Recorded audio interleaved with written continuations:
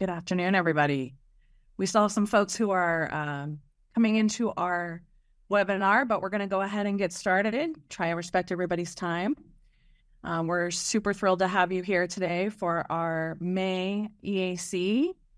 And I wanted to say that Diane Stanton has been my co-host for this meeting for, I think we've been doing this since COVID, right, Diane? Absolutely. And you have been an invaluable partner in this process as we kind of transitioned to this whole new world that we've all lived in now for the last few years. And I wanted to say thank you so much for you and your team and everything that you've done to get this EAC virtual world up and running with me. So thank you for all of that.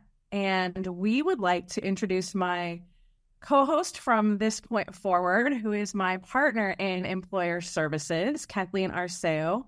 Together, we are the assistant directors in employer services, and she and I are going to be taking this meeting on together. And so I would like Kathleen just to introduce herself. Thank you, Kim. Yes, we are partners. I have been in employer services for 13 years. And I've attended most of these meetings, so I'm very familiar with the format. And as the assistant director over employer health and the employer reporting validation teams, training and development, all of those resources that are there for you. So I'm really excited to be part of this. And I too thank Diane for handling this for so long. And I'm excited to be here. Perfect. Okay, so welcome to Kathleen. We can go ahead and go on to the agenda slide. Thank you. So we do have a pretty good size agenda for you all today. We're going to go over our audit plan with Chris Wall. We're going to talk to our financial services division about the employer share invoicing and some updates to ACH. Joycelyn Martinez-Wade will be here with our legislative update, and then we will have our training unit from employer services talk about some training updates for you with Mia Tanoya Hill. And then as always, we'll have our open forum. You can see the QR code on this screen, and if you click on that QR code, it will take you to where all of the resources are for this particular meeting, the webpage on the calstrs.com site. The link is also down there on the bottom, but that QR code is probably the quickest way to go ahead and get you there. Next slide, please.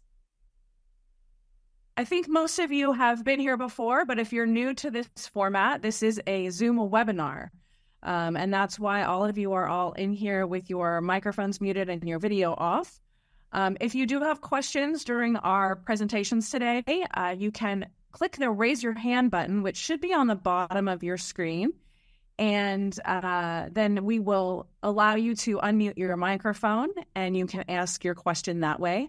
If you're having issues with your technology or for any reason you're, I don't think we have any call-ins today, but if we have any call-in attendees, you can use our advisory committee at calstrs.com email address. And that email address will be monitored throughout the meeting, and they can verbalize your question for all of us to hear and answer, hopefully, for you. So with that, I believe we're going to go ahead and turn it over to Chris Wall from CalSTRS Audit Services to talk about the audit plan. Chris, it is yours. All right. Thank you for having me today. My name is Chris Wall, and I'm the Assistant Director for the Employer Audits team. And in today's presentation, I'll kind of go over a little bit about our 2023 audit plan results, and then I'll discuss our 2024-25 audit plan. Next slide. And then in the presentation, so we'll be talking about the 2023 audit plan results, like I said. I'll go a little bit over some of our more common audit findings that are result from that come out of that. I'll discuss the 2024-25 risk assessment and how that's used to develop our audit plan. And then I've got a couple of AB 1667 resources that I added as well at the end. Next slide. So in the 2023 audit plan, the goal when we started out the year was to complete 90 to 110 audits. And we were able to exceed that goal. We actually completed a total of 115 audits. Out of those audits that were completed, it covered approximately 80,729 members out of all of the employers. And during that time, we identified 243 new audit findings that were resulted out of those 115 audits. And the next two charts really give kind of a breakdown, if you're interested, of how many type. The first one is by employer type. It shows you how many were conducted of K through 12 schools, how many charter schools, and then so forth. And then it also shows you by audit type. And as you can see, the majority of our audits that were completed were of special compensation. That's the high risk audits for last year. It's actually came out to the highest risk area for this next audit plan as well. But then we had 16 full scope audits, 6 limited scopes where we looked at sick leave, and then we had 4 where we looked at base compensation. That number is going to be going up. I'll discuss a little bit more in a future slide. Next slide. And then out of all of the 243, or out of the 115 audits that were completed, we identified a total of 243 new audit findings. And the most common areas, without going into all of the areas, really you can see the majority of them were in extra duty earnings. 65 findings were related to extra duty earnings, and 65 findings related to non-creditable compensation. Some of the other high-risk areas, I'll be kind of showing you some common audit findings, are special compensation and base compensation on the next slide. But then we start getting into smaller audits. Some of that is also due to the type of audits we conducted. For instance, when we're doing a limited scope audit of special compensation, we're not going to be looking at post-retirement earnings or sick leave. So the fact that we completed mostly special compensation audits also kind of is a reason why you see the high numbers related to extra duty earnings and non-creditable compensation. Next slide.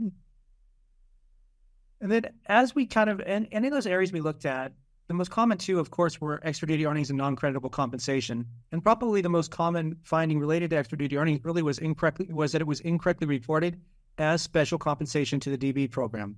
It should have been reported as additional assignment, but they reported them as special compensation.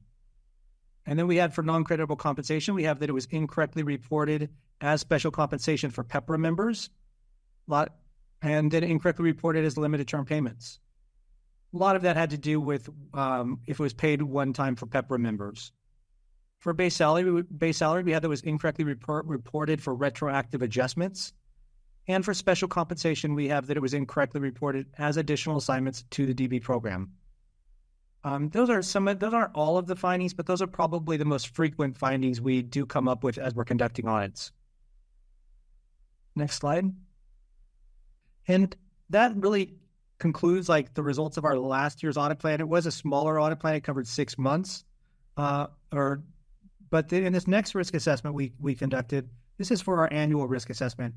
We had a smaller audit plan because we're switching over from a fiscal year to a calendar year to a fiscal year. And so we had to have a smaller audit plan for 1 6-month period to bridge that gap. But now that this next audit plan is for the complete annual risk assessment. And when we conducted it, we're really trying to take advantage of data analytics. When the employers self-report to us, there's a lot of information to go over. And a lot of this information, we really can slice and dice it in different ways and use data analytics to pick a more effective, to identify areas that might be high risk for our risk assessment, and then also areas where certain employers may be higher risk in certain areas based on the information being reported. And we really look at some of the most common areas where we really use data analytics are we look at the pay rates being reported, we look at the earnings that are reported, special compensation, and unused sick leave. And really, we kind of have ideas on what we would expect to find. So we have certain parameters that we set internally that we use to identify outliers, and that's really what drives a lot of our risk assessment scoring. And then ultimately, it'll help identify the sampled employers that we're going to be going out to. We also take into account the Crowe GASB 67 results.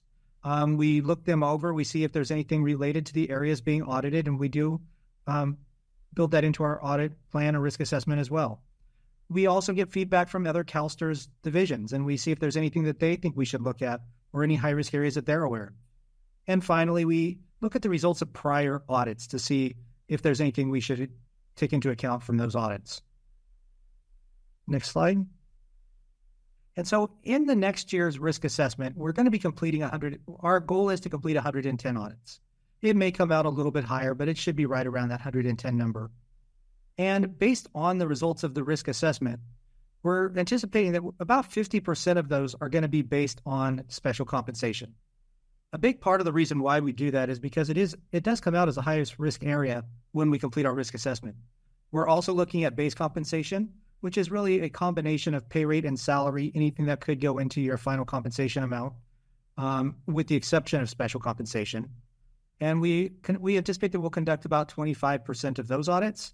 And then we're going to look at unused sick leave, and that should be about 20% as well. And then we have a few remaining ones that will cover post-retirement earnings. Membership and demographics are on here. These are areas that weren't very high risk on our risk assessment, but they're areas we could potentially audit. And we do leave open a few spaces in our audit plan to conduct audits of areas where maybe someone has asked us. We take requests from within CalSTRS, and those are areas that we could be looking at. Next slide. And so this kind of takes me to the AB 1667 update. And on the next slide, all of our final reports are now being posted to the CalSTRS website. It is there. If you go onto the audits page, it's either very easy to find. You can see all of the audits conducted pretty much every year, going back since we started AB 1667. It's also given employers are required to identify all impacted members. And then all impacted members also receive appeal rights. Those are some of the biggest changes from AB 1667 that relate to our audits.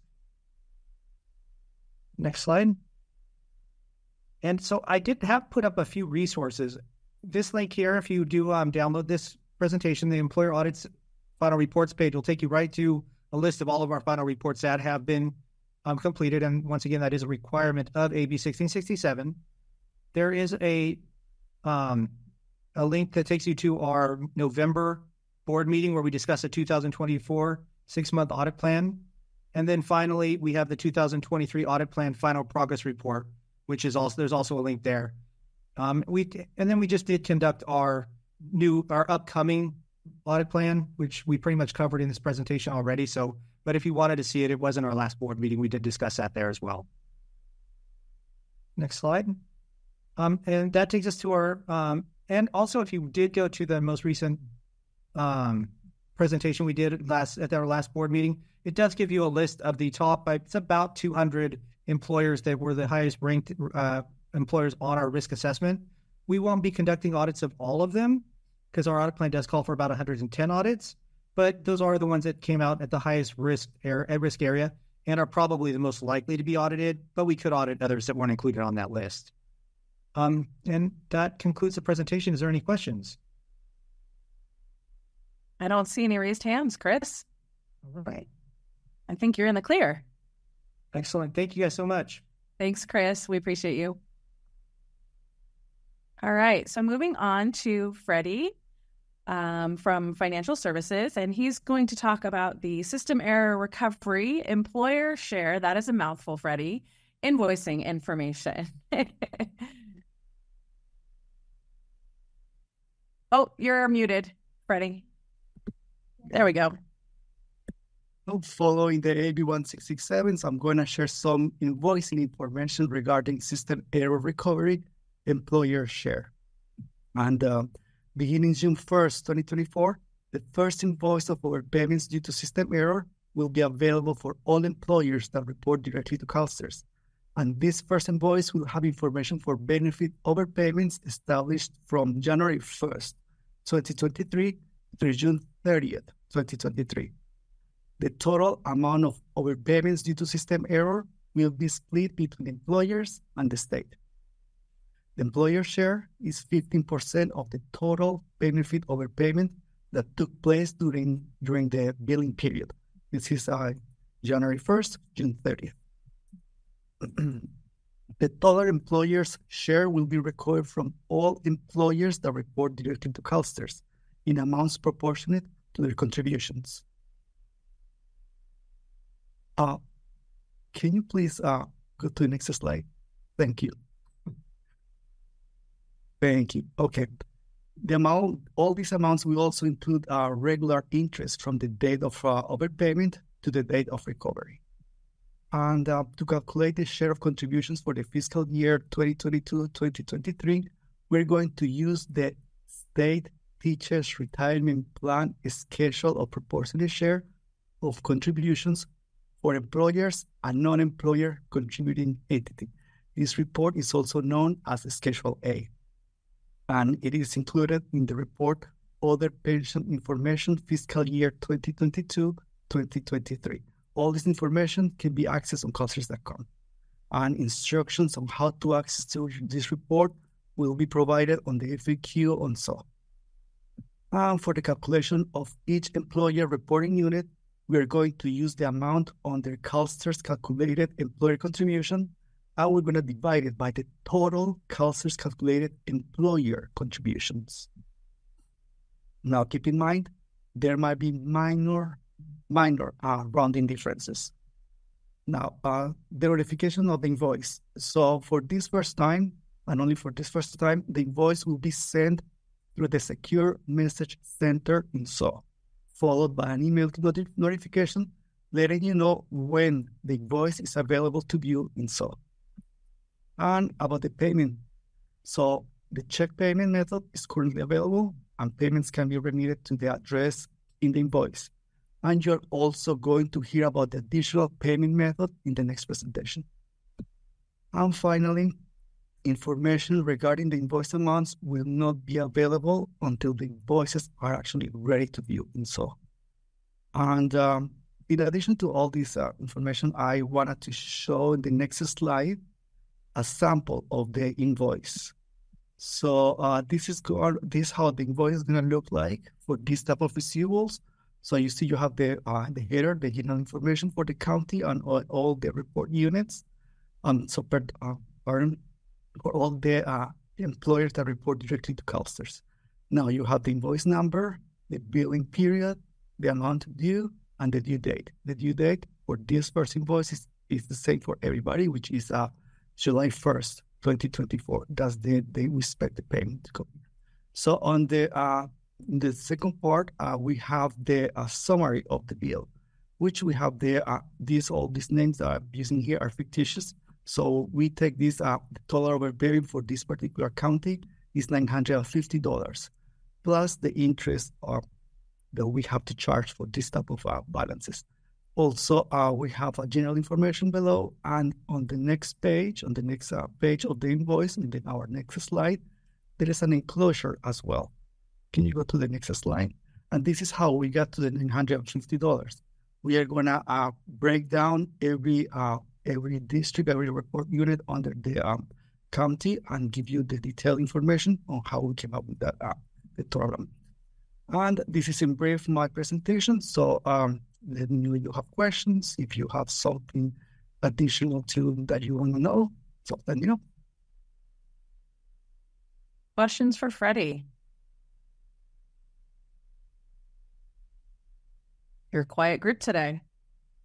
All right. So then we're going to go ahead and move on to our next presentation. Thank you, Freddie. Oh, Anna, we do have a question. Go ahead and unmute Anna. Hi, yes. Sorry, I wasn't going to let you go that easy. Let's go.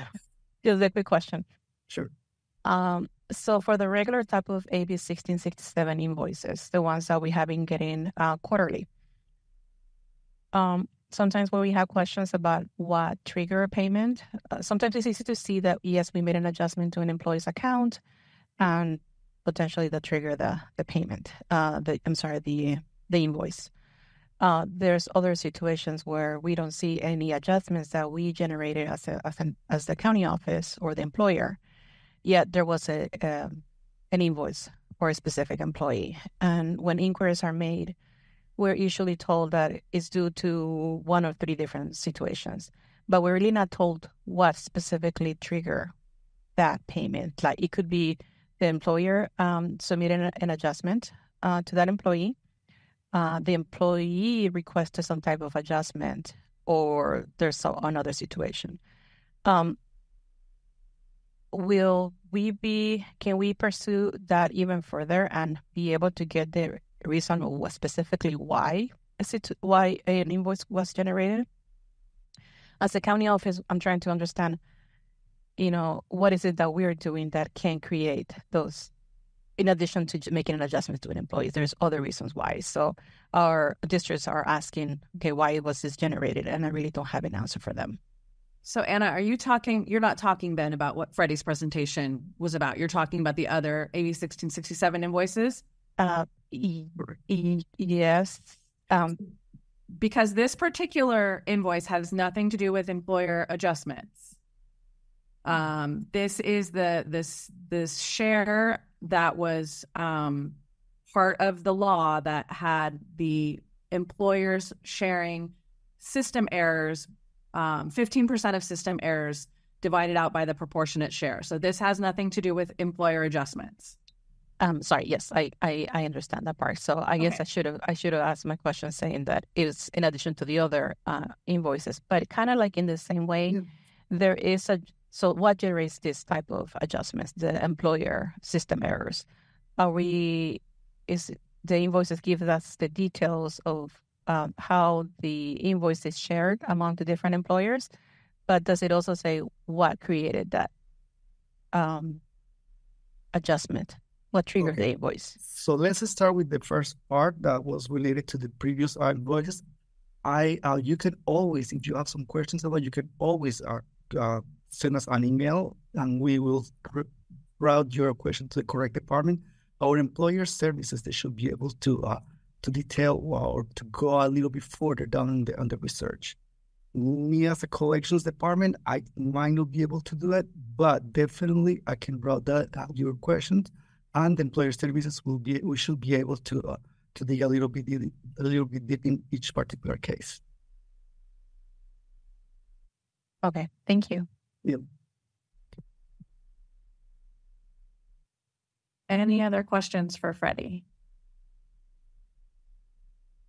Okay, so then we are going to go ahead and move to our next presentation from Financial Services, which would be Daniel and Jennifer talking about our ACH updates. Well, good afternoon, everyone. Happy Wednesday. My name is Daniel Barzon. I'm the Treasury Manager here at CalSTRS. I'm co-presenting with Jennifer Ellis, one of our Treasury staffs, on the summer updates for ACH. Next slide.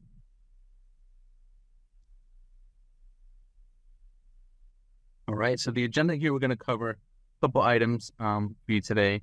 The first item we're going to cover is on the PayCal site. We have an update to the login password process. Our next item we're going to cover specifically for ACH debit users, so these are PayCal users, and updates on the email payment confirmation.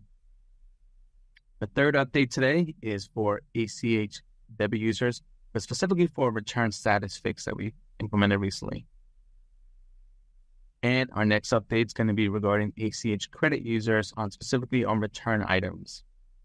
And the final item today we're going to cover is updates on the ACH payment regarding benefit overpayments, specifically for AB 1667 for both debit PayCal users and also ACH credit users. Next slide. So recently, about December of 2023, we implemented an update to the requirements for the passwords that are used to log into the PayCal site. So the requirement now has a minimum of 9 characters, and they are specific below part of the screenshot that they have to have a special character, an uppercase letter, a lowercase letter, and a number. The reason we updated this is for security purposes. Next slide. The next update that we have is regarding, again, the PayCal website and as well as the interactive voice response. So the first item that we wanted to cover here is that those PayCal users will receive an email notification after a successful payment has been scheduled. In the past, we did not have this feature, so we are anticipating the rollout for this new adoption. It was originally intended to be early spring, but now it's going to be early summer of this year. With that, we also have our interactive voice response users. They will receive that same email notification after a successful payment, and that rollout has moved from early summer to late summer of this year. And lastly, one of the items that we had in the past, presented in the past, was around having SMS notifications. These are text message notifications. So those are no longer available. But however, we do allow the option for users to opt in to selecting a email notification. So it's not by default, but you get to opt in if you like. Next slide. And our next update here. So beginning this June, we applied a fix to the PayCal website specifically related to ACH debit return status. So for example, if you made a payment and it was returned in the past, that status, which we have highlighted there in the payment inquiry page of the PayCal site, then not the note that it was a returned item. It would just say simply paid.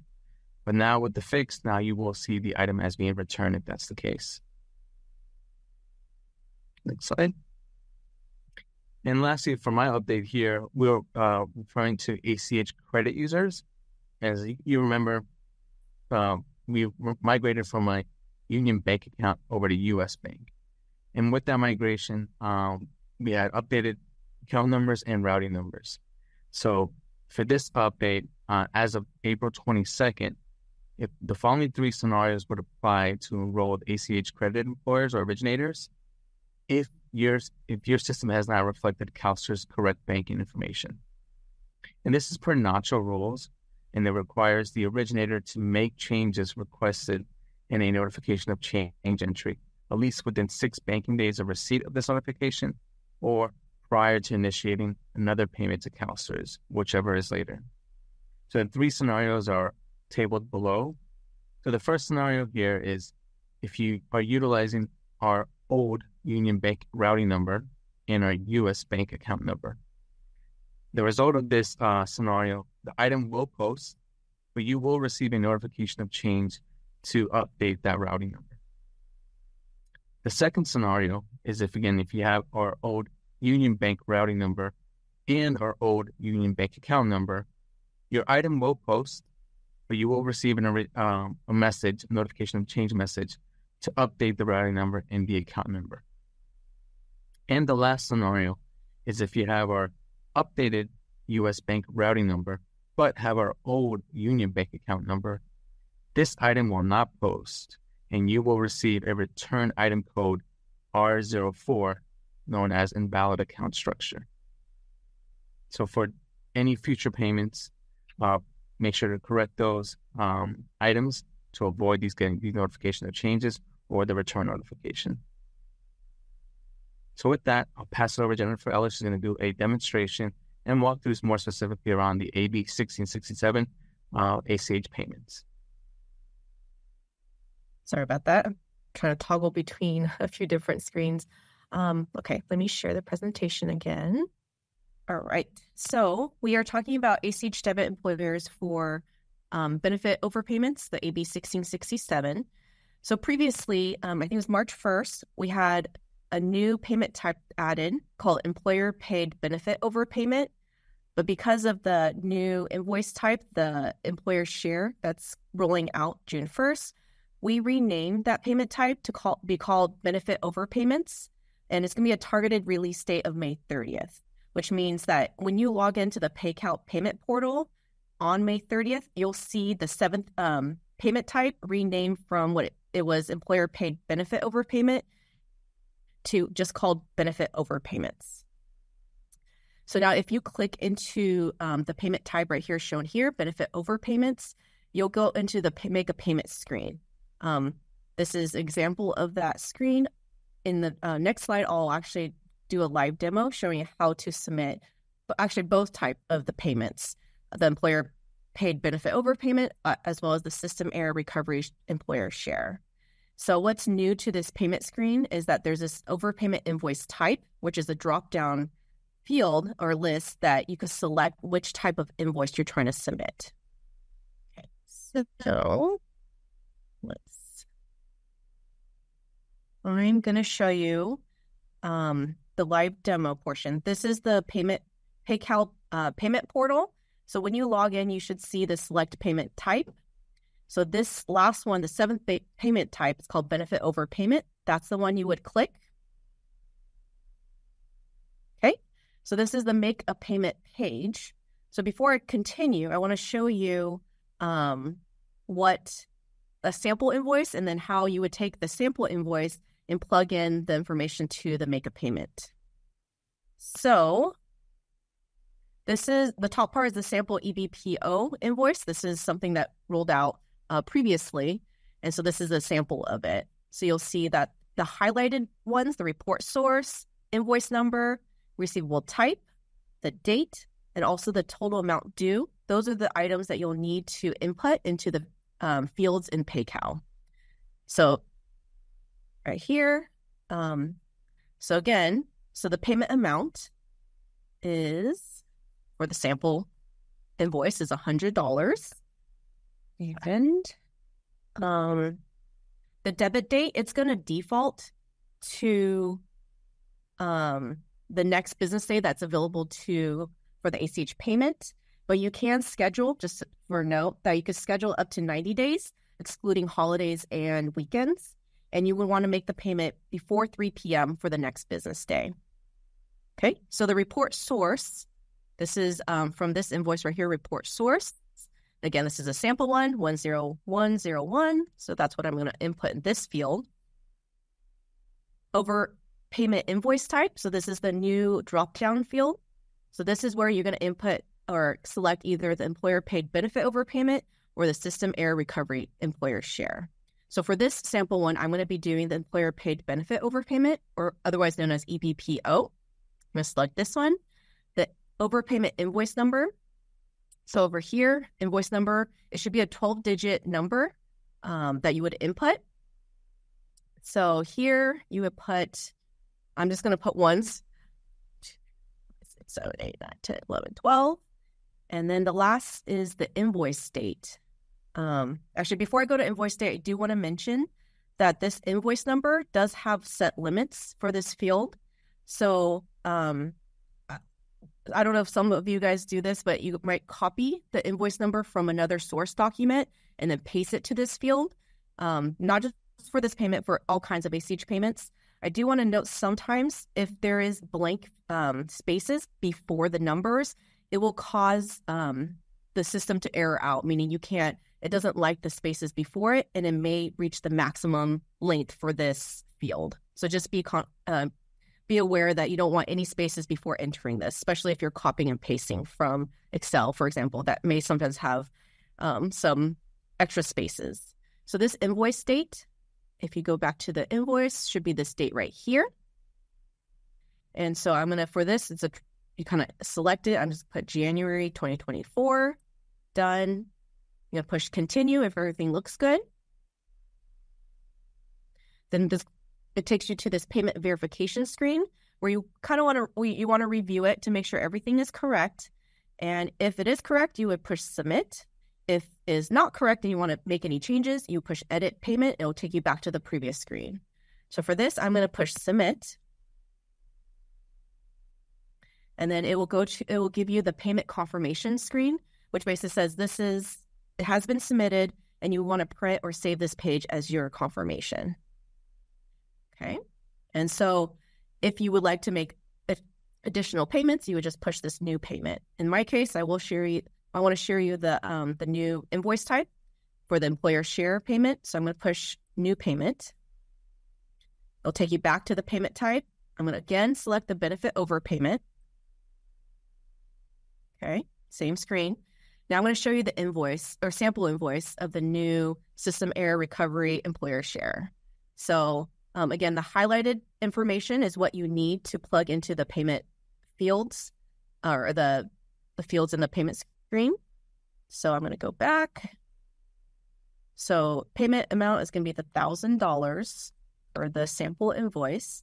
Again, debit date is going to default to the next business day that the ACH could be submitted for. Report source number. This one I just changed it again to the default, the 10101. So that's what I'm going to enter. And then again, we're here at the overpayment invoice type. So previously we selected the employer paid benefit overpayment for EBPO. For the new invoice type that's coming out in June 1st, we would select the system error recovery employer share. So that's this one. Invoice number is over here. It should be a 7-digit number like this. So I'm going to plug in 7/01/2024. Invoice date, that is again based on the invoice. This one is May 30th, 2024. So this one, I'm going to just pick May 2024. Okay. Again, I'm going to continue. And again, verify the payment, everything is entered correctly. So again, this is system error recovery employer share. Submit the payment if everything's good, or push edit to make any changes. Okay, so everything else after that is same. We'll submit payment. You'll still get the payment confirmation for your records. Okay, all right, that concludes the live part of the demonstration. I'm going to go back to the PowerPoint.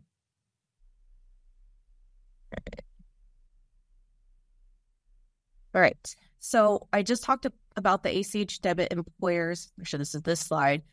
But for the ACH credit employers, there's also changes that needs to be made for the addendum record that is submitted to your bank so that you can reflect this new overpayment benefit invoices. So this top part is kind of the same. Again, it used to be called employer paid benefit overpayment. It's going to be renamed to benefit overpayments with the targeted release date of May 30th. There'll be an announcement that will be displayed on this Secured Employer website portal about 1 week prior to release. So you'll know that it is going to be live, and then all the other user guides that you'll need. So the second bullet is the addendum record is required by CalSTRS for ACH credit payments.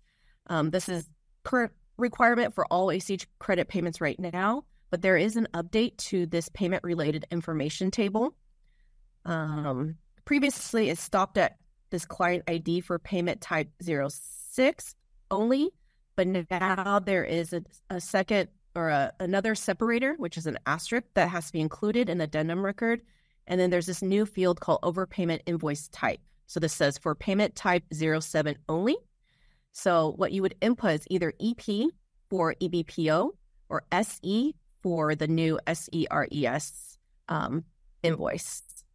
And so if you look at the payment type, that's why there's 7 of them. The last one is changed or renamed to benefit overpayments for EBPO or SERES. So below here is sample addendum records. So if you're submitting an EBPO payment, this is what the addendum record would look like. So it'd be the first 5 digit of your employer code separated by an asterisk. And then the next 2 is the payment type, which is from this table, which is the 07. And then another asterisk, and then it should be 12-digit invoice number. And this is something also changed. There's going to be separated by 2 asterisks and then the EP. And the reason why there's 2 asterisks here is because this client ID, you would have nothing to input in here because this is not a 06 payment type. So that's why it has the 2 asterisks. So that is important. And then for the second example is for the SERES payment. Again, you would do the 5-digit employer code by the asterisk just for the separator, 07 for the payment type, asterisk for the separator, and then it should be a 7-digit invoice number. Input it here. It will also have 2 asterisks to separate the fields, and then you would put SE for this type of invoice. Okay, and then I'm going to go to the next slide. So in conclusion, an updated ACH debit user guide will be available on the SO portal and on our e-payment site 1 week prior to the May 30th release. So it'll also have screenshots of all the updated screens on the PayCal portal. And this site here is hyperlinked. When you download a copy of this presentation, you'll be able to click on it to go directly to our e-payment website. The second bullet, an updated ACH credit file specification will be emailed to enrolled users 1 week prior to the May 30th release. So that's the last slide where I was telling you the addendum record is updated. That file specification document will outline everything you need to know how to submit the addendum record correctly. Okay, I'm going to pause. If you have questions, feel free to ask, or if maybe after the presentation or after the meeting you have other questions, please feel free to email us at epayments@calstrs.com.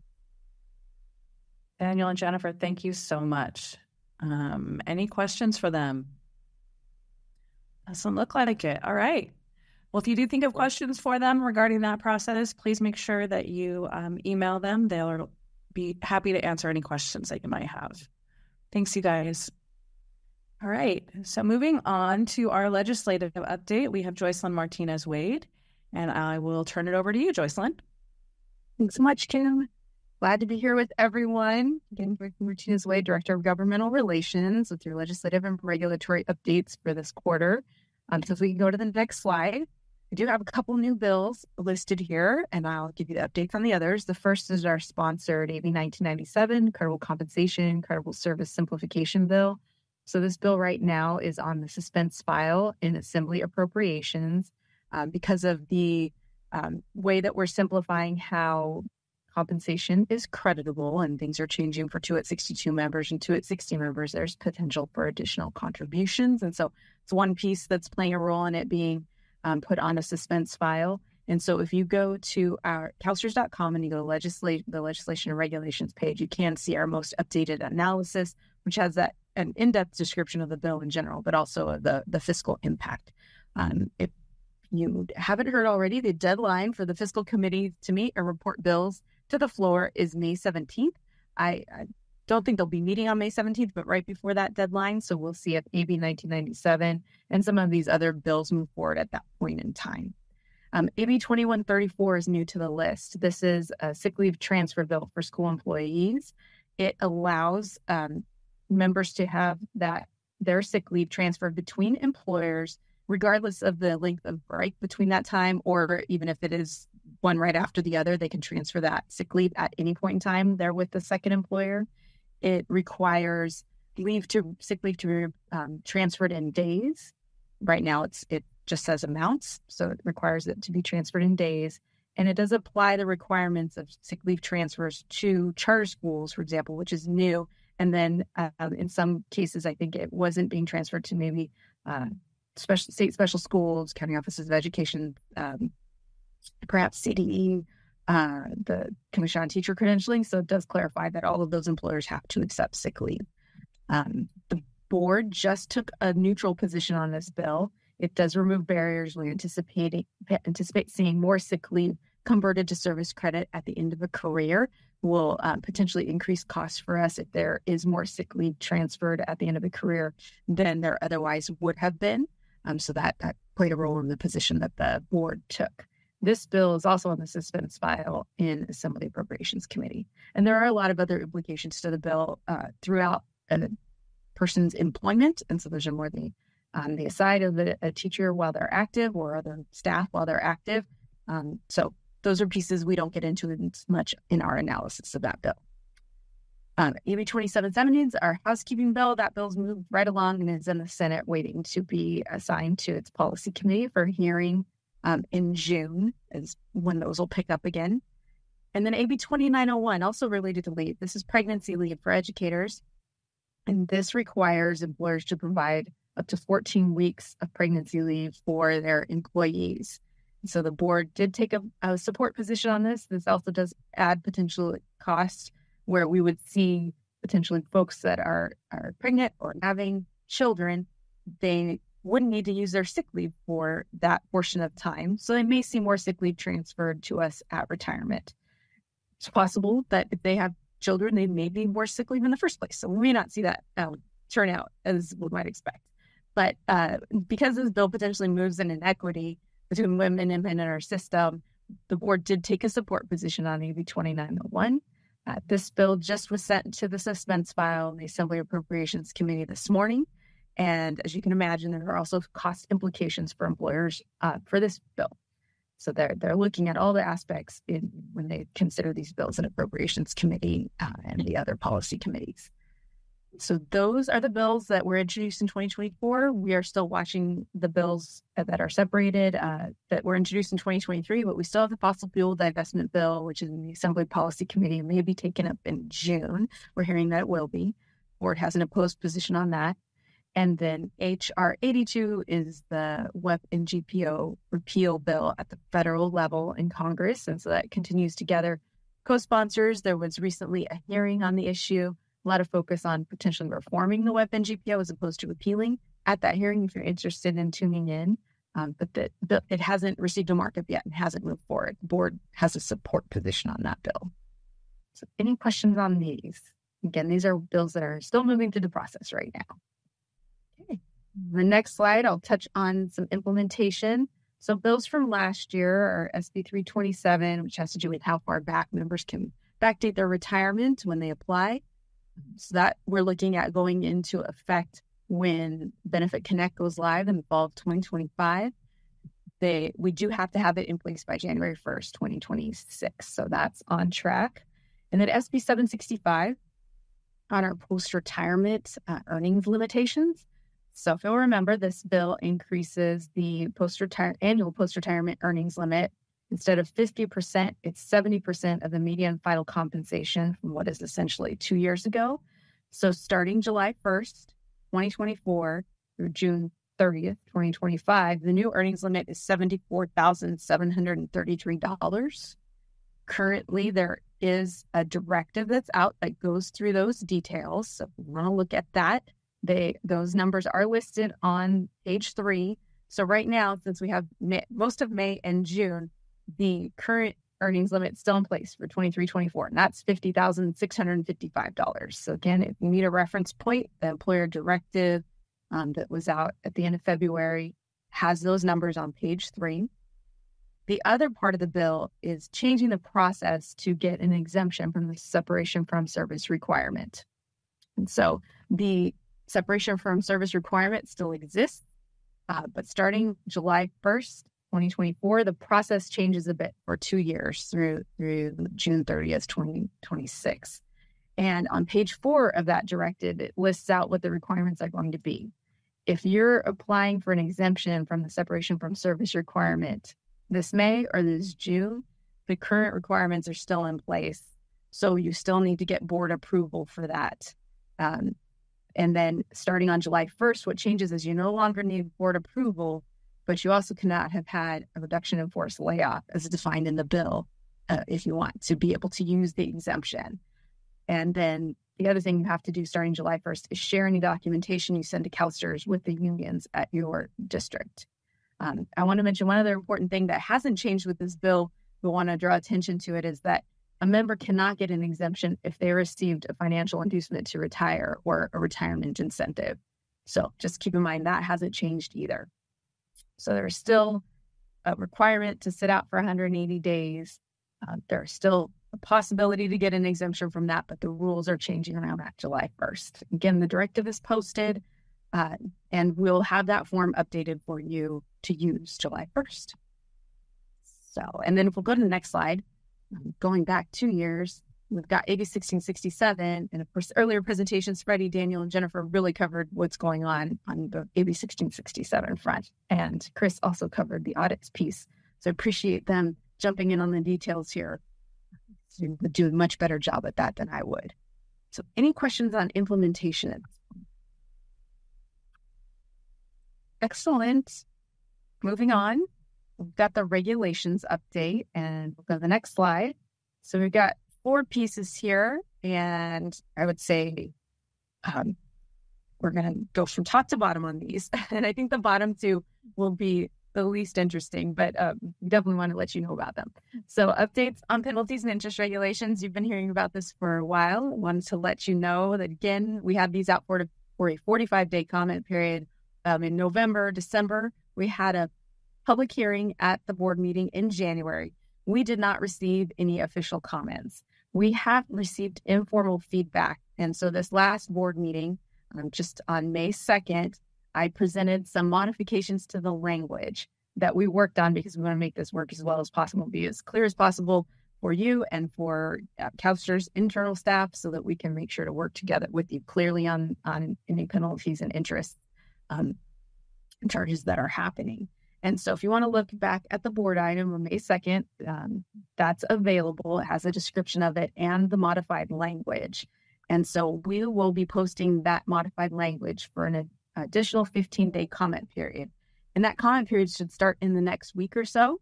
And if you already identified yourself to us as someone who wants to receive regulation updates, We have you on a list. We will let you know about the 15-day comment period. If you haven't done that yet, you can email regulations@kelsters.com, and we will let you know about all things regulations and notify you of all public comment periods that come up in the future. And so again, there'll be an additional 15-day comment period on those regs. And if we don't receive any comments this month, then we're looking to go to the board in September, which will be the next available board meeting, to get their approval to submit the regulations to the Office of Administrative Law. So that's where those are at.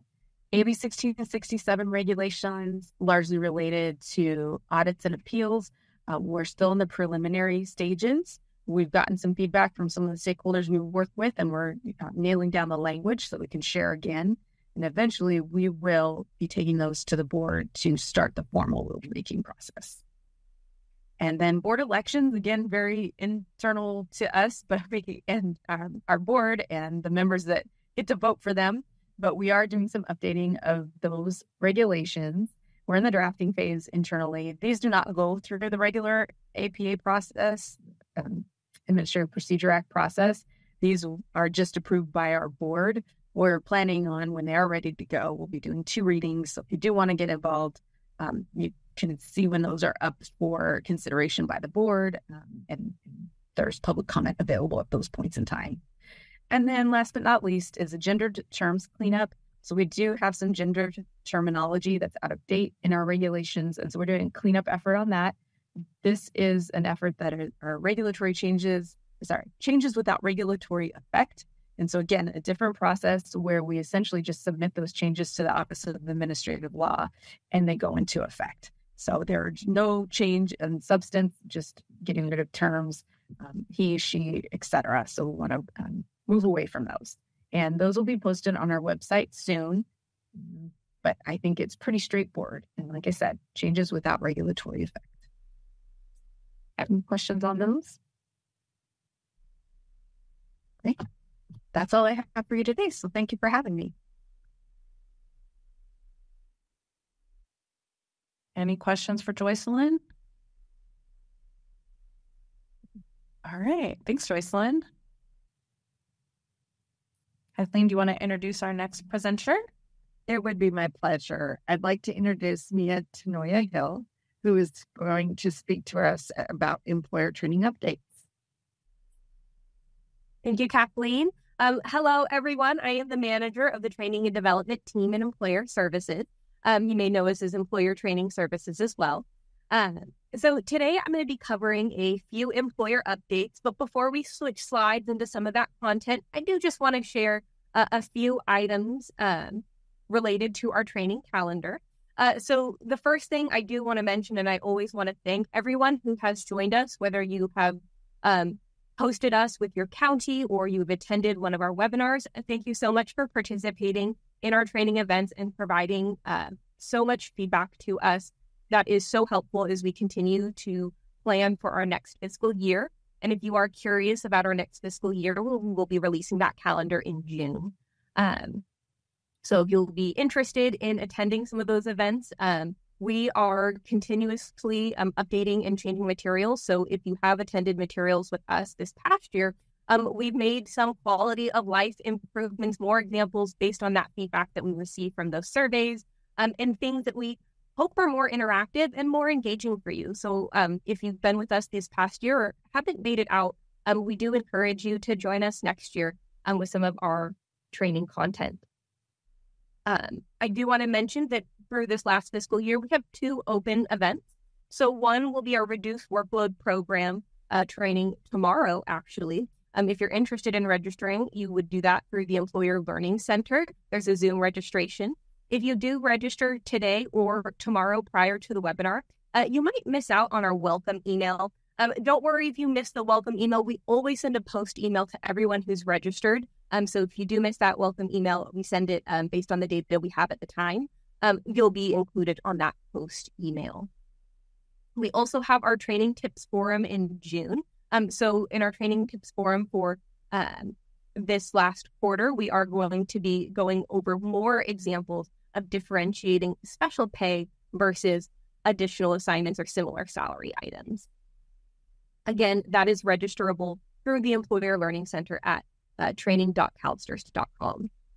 One last update before we switch slides, not quite an update, more of a reminder. So if you are someone who does offer the reduced workload program and you have applicants this coming school term, this is just a reminder to submit those forms that the ES 1161 prior to the start of the school term. So really important that we get those prior to the start of the school term for those employees.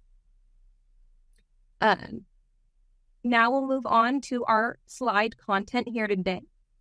So the first thing that I want to talk to you all about is workers' compensation.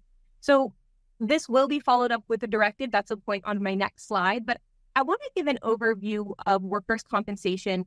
This will, like I mentioned, be coming out in the directive. This is just a high-level overview to kind of preempt that content you'll be seeing. So workers' compensation considers Education Code Section 22710, which specifies members receive service credit for the time they are excused from performing creditable service and receiving workers' compensation or compensation from an insurance carrier of the employer due to injury or illness that arose out of and in the course of their employment upon payment of contributions. And if I can get my next slide. So there's some key points that will be covered in the directive. So considering that education code and what it covers, service is credited in proportion to their annualized pay rate and cannot exceed the annualized pay rate. And so although workers' compensation or pay from an employer's insurance carrier does not meet the definition of creditable compensation, so if we were only considering 22119.2 or 22119.3, we don't quite meet those definitions. However, for our system to accurately consider and calculate a benefit for workers' compensation, it must be reported the same way as creditable compensation, again, to ensure the proper crediting of contributions and calculation of service credit. There will be an employer directive published later this month that is going to detail this information with examples and more thorough information about what workers' compensation will entail. But we did want to share this with you at this meeting ahead of that directive being released. I'll have my next slide. In addition, something that we wanted to share, we are making updates to calstrs.com for employers to make this a more user-friendly and accessible environment. One of the things that we are starting with are the employer and administrative directives and our employer information circulars. So the change is, at this point, more visual. So it's not an impact to the content. We aren't necessarily changing directives as you know them today. But we are changing the way you'll access them. So you'd still go to calstrs.com. We're still going to click on employer and administrative directives. You'll still have the opportunity to register for email updates. All of that will still exist. But instead of having to maybe recall the year in which the directive was initially released, they'll now be in a table. And if I can get my next slide that kind of zooms in on this a little bit closer, you'll still have your directive number. You'll still be able to see the effective date. If you are one of my friends who have a sharp mind, you are very good with dates and remember when something happened, you can still find our directives by when they were effective. But for the times where you're looking for something and you remember the content, but not quite the date, we wanted to make this an easier experience for employers to find that content. Is it still on calstrs.com, or perhaps it's outside of the web content governance policy, and you might have to request it from employer help. So in the table, you'll see it by subject and by description, and it will also include if it is superseded, or what it supersedes, excuse me. And I'll have my next slide. Circulars will look very similar, again, to mirror our directive experience. So instead of having the drop downs where you would have to click 2024, scan to see if it was released in 2024, though, maybe it was 2023, and have to scan through and see if each of those fiscal years contains the content that you're looking for, you'll now just be able to see that in a table. We are going to be making and sharing when we are making updates to calstrs.com for employers, but our changes are, again, hopefully to make this an easier experience to find the content that you are looking for. And if you can't find it, to know to ask if that content exists. Again, perhaps it's past the web content governance policy. Maybe you're looking at older lines that you're correcting and you might need that older circular or directive. And we'll also want to make this more accessible for folks so that if you are navigating these websites, that it is a more accessible experience for you. These web pages will not have search bars specific to the tables. The page will display the full table and all of the content within it. So you would just scroll down the page to see the totality of the content offered. Are there any questions regarding the updates I've shared? Yes. See Teresa Cooper. Teresa, did you have a question? Thank you. Yes. On the table, if I wanted to look at the directive that it was superseding, will I have a hyperlink to that older directive or circular? No, not at this time. And occasionally that directive that it's superseding is outside of our web content governance policy, which is 5 years. So if it's older than 5 years, you would still have to request them through employer help. Okay. Search bar would help, because if I don't know the exact name of the content that I'm looking for as subject, like I just know the words sick leave, it would be nice to be able to have it shorten that list so I don't have to scroll through the entire list trying to find the right sick leave one I want. Is there a possibility of having that still? So that was something that we were pursuing, and unfortunately there were technical limitations and they weren't able to do that. But absolutely, if that changes and we are able to do that, it is something that we would like to have. All right, I guess we'll have to see. We'll have to see it. Thank you. Are there any other questions?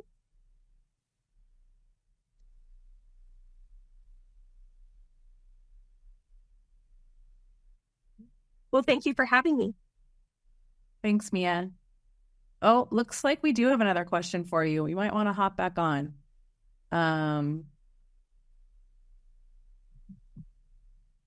Go ahead, Gabriel. Just a quick question about the audit findings that we had. The most common ones, is there an update to trainings that we can take just to learn a little bit more? And do you have any site visits, trainings that you may have, like CalPERS does, where we can interact and ask questions or follow-up questions when we don't understand something? Oh, absolutely. So our webinars are instructor-led. So we do offer computer-based trainings that are self-guided that you can take and where you would just watch the content. But our instructor-led trainings, whether that is virtual or in person, absolutely do offer the opportunity to ask those questions. Our training tips forum specifically is designed to have a little bit of content at the beginning and then a Q&A at the end. So we do offer, and the Q&A is available in all of our instructor-led trainings as well. So yes, we do still have folks register through the Employer Learning Center on the calendar. So the calendar will display the events for the year that you are able to register for. So that registration still happens through the Employer Learning Center, but there is still a trainer that is live that is able to speak to any questions that you may have. If you have specific questions, employer help at calstrs.com is also available to address specific inquiries. So if it requires documentation or further review, they would be your best contact for that. But our trainings are absolutely informed by the things going on in the organization or things that we're seeing through inquiries. So while it won't tie one-to-one, we won't say, in audit A, this is what happened and this was the result. We do take into consideration that information. So for some of those audit items that Chris was mentioning, for example, most of them had to do with creditable compensation. So what we would recommend is our creditable compensation module, whether that be instructor-led or through one of our computer-based or other self-guided resources, such as the Job Aid or the Creditable Compensation Reference Guide. That's a resource pursuant to Education Code 22325, which, if you're curious to learn more about that, is also available on CalSTRS. Thank you. And just to add on to Mia's statement is, if your district or your county, it has an active audit, your audits resolution team representative will also communicate with you to talk about any issues that are covered by that specific audit. And they work very closely with Mia's team to ensure that employers, units, and counties have the training and information that they need pursuant to a specific audit on a specific employer. And there is, sorry, and hopefully I'm not interrupting. I just wanted to piggyback something on a previous question from Teresa. If you use the Control F function on the web page, it's not as good as a search bar, but better than reading through the whole list. That Control F function should pull up, should you know, sick leave is a part of the description or the title, should help pull up those specific documents for you. Any more questions for Mia? Okay. I think next slide. That brings us to our open forum section of the agenda. So ideally, this is for any questions that you have related to the materials that we've covered today. If you've thought of a question on a prior presentation and you want to ask it now, all of our presenters are here and can answer any of those questions. So if there are any, I don't see any hands. So go ahead and go to that next slide, which will give us our next dates for EAC. Again, we are still staying with the Zoom format. Once we get into the new building, we would like to host an in-person meeting for all of you. But for now, we are going to schedule Wednesday, August 7th and Wednesday, November 13th as Zoom meetings. Next, I think that's the end of our slide deck. So a couple of us will stick around in case any questions come up, but thank you all for being here. And we ended a little bit earlier than we anticipated, so hopefully you all have a great rest of your afternoon.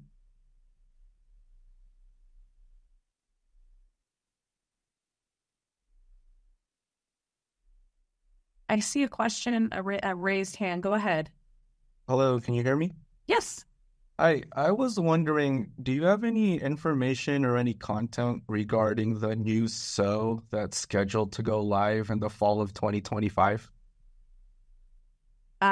So there will be plenty of training and materials out once we have a release date, a specific release date for you. Mia, do you want to speak to that? Absolutely. So I'm going to go back to plugging the Employer Learning Center training.calstr.com. There will be a bigger lead up to that. But if you're curious to learn a little bit more about that, that site has our new SO training. So this includes job aids and computer-based training. So if you're looking for a job aid step-by-step, or you want to watch a computer-based training that will also take you step-by-step, but maybe more interactive with that content, we highly recommend those related to our new SO training. We are working on more materials in our lead up, and I'm sure that there will be more events as we get closer to that date. But yes, we do offer them. Okay, so in the meantime, just was it the employer training services? Is that where I should go for the new SO? I can follow up with the exact location. It is training.calstrs.com. Okay, sounds good. Thank you so much for your help. Thank you.